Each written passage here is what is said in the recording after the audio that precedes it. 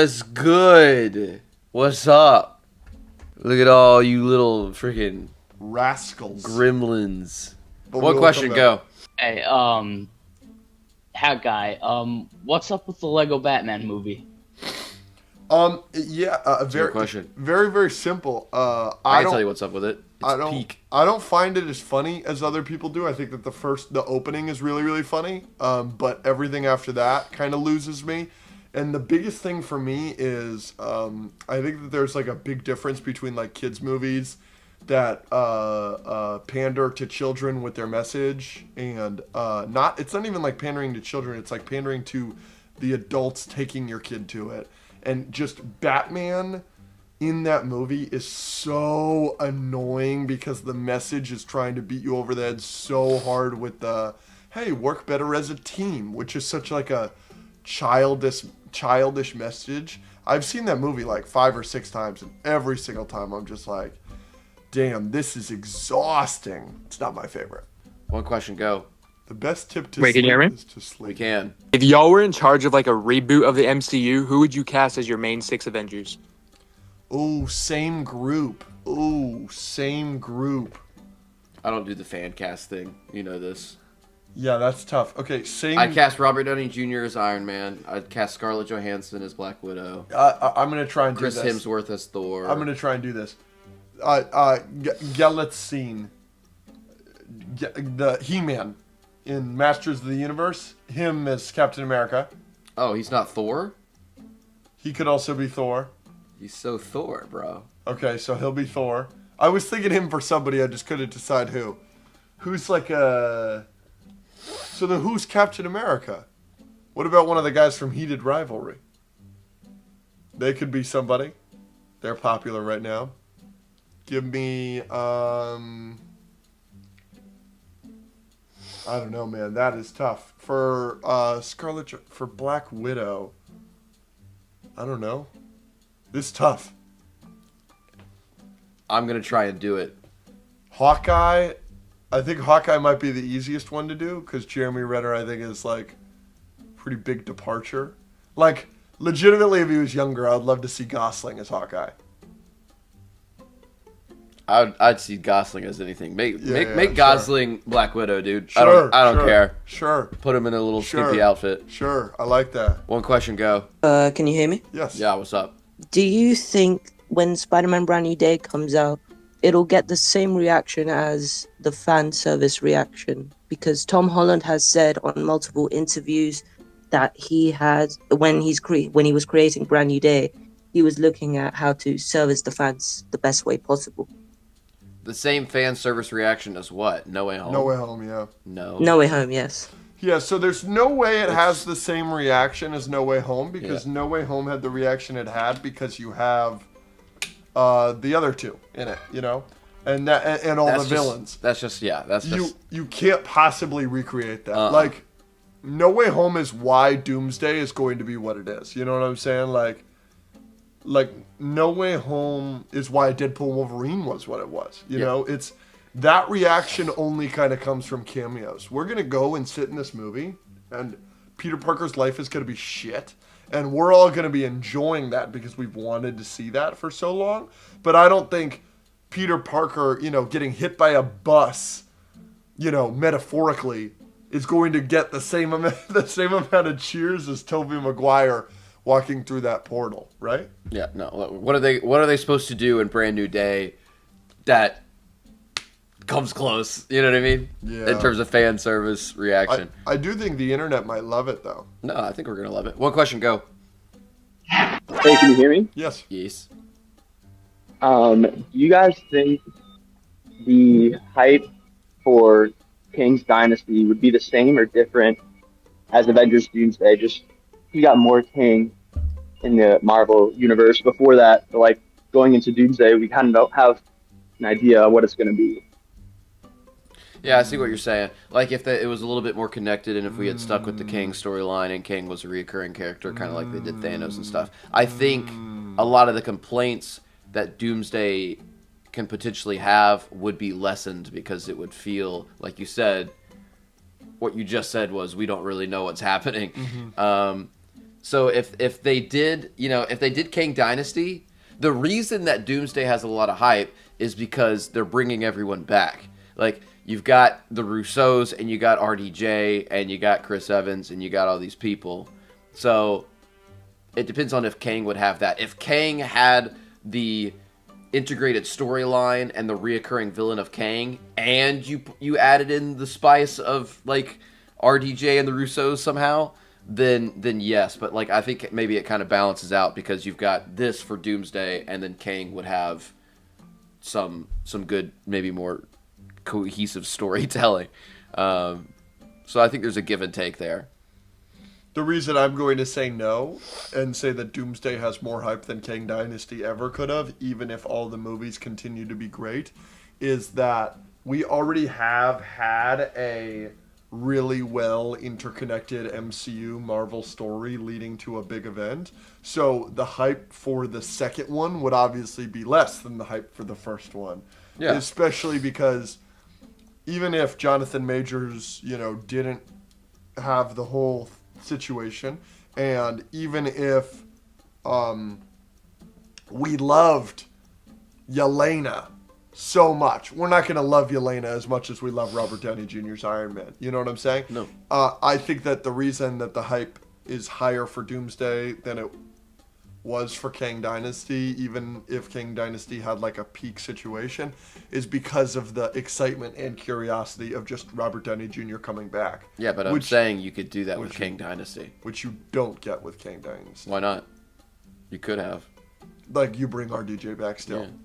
Yeah. There's just a way. Like, maybe it's not Doomsday, maybe it's not because he's Doom this time, but like King Dynasty, the whole thing is like he's in every multiverse. Like, that's the King. Yeah.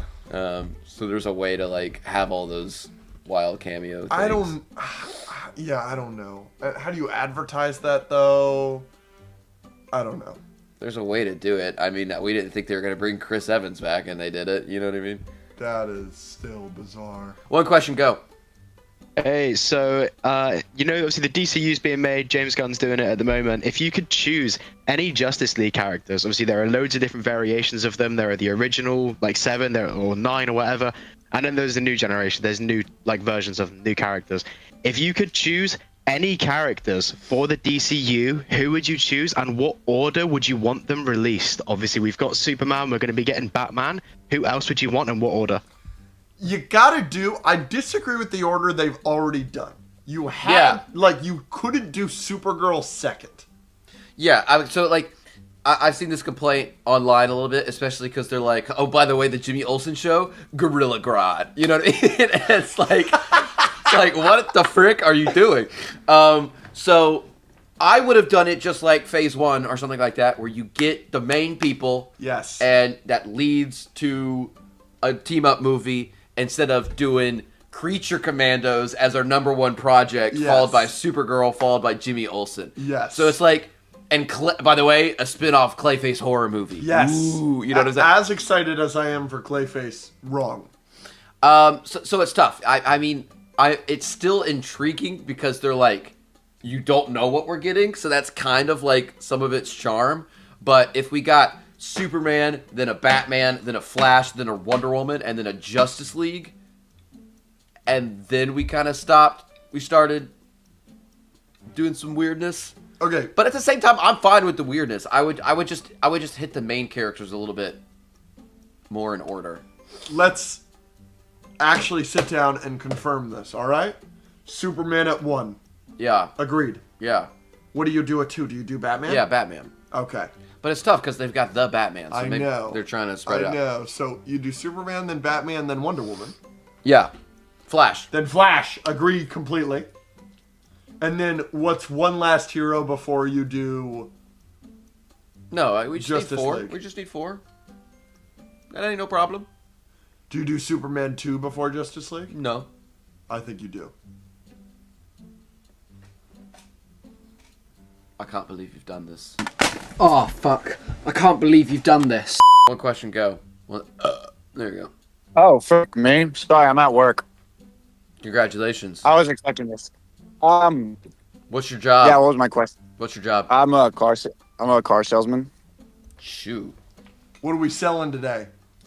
Dude, these people freaking backed out on a 2013 Wrangler, so I have no Gosh, appointments dang today. it. How much does a 2013 Wrangler go for? We have it priced at 13,000, I believe, because it's got a little under 30,000 miles on it. What? That ain't bad. You're losing money not buying that That ain't bad. 2013 Wrangler. Chat, go check that out. Come on. Where's it located? What's the, we in the States? Where we at? I was trying to help him get a sale. We lost. He ain't got no Wi-Fi. I was about to buy a car from across the country. Let's do Big Deezy. Big Deezy? Yeah, right there. Big Deezy. All right, Big Deezy, what kind of car are we selling?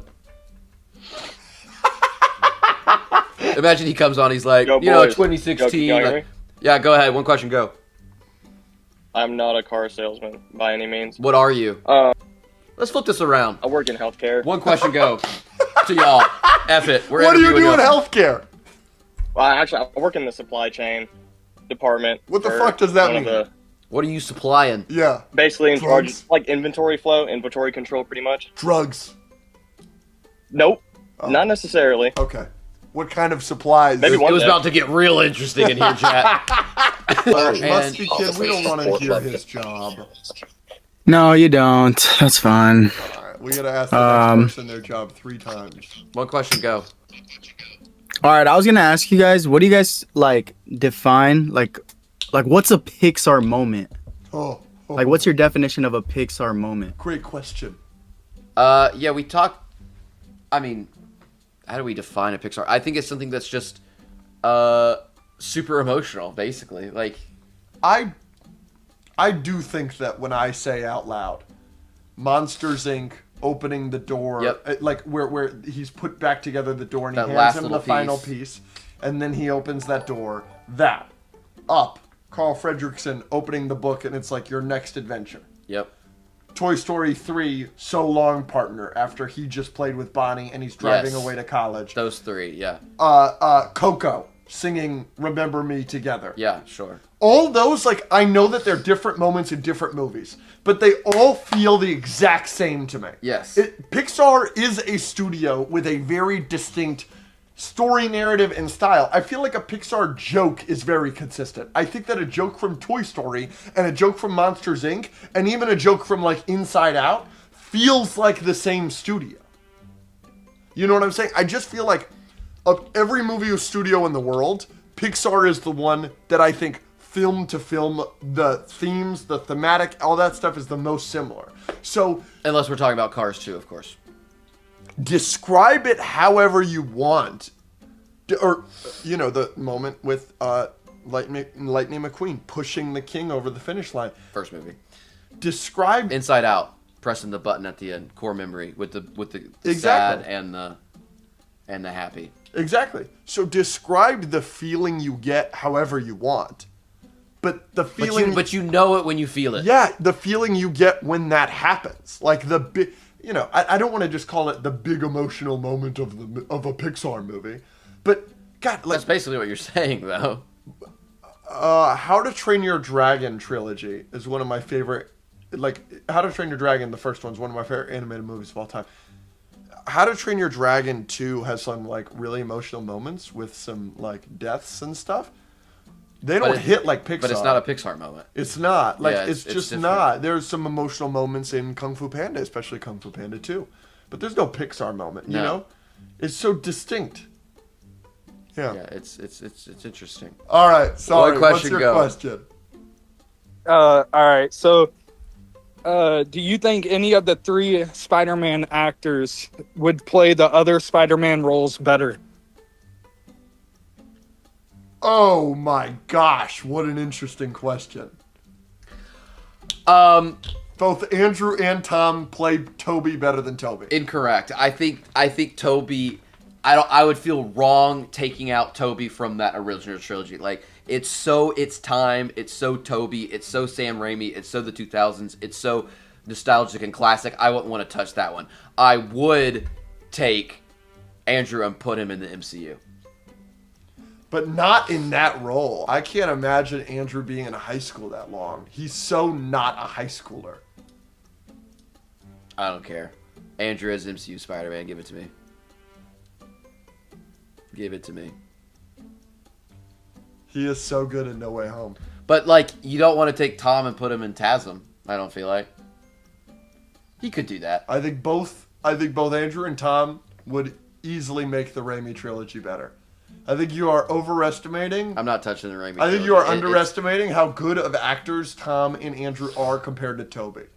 I'm not disagreeing. I never said anything against that. I'm just not touching the Raimi. It would feel wrong. I could swap the other two and it wouldn't feel. They're just wrong for that trilogy. No.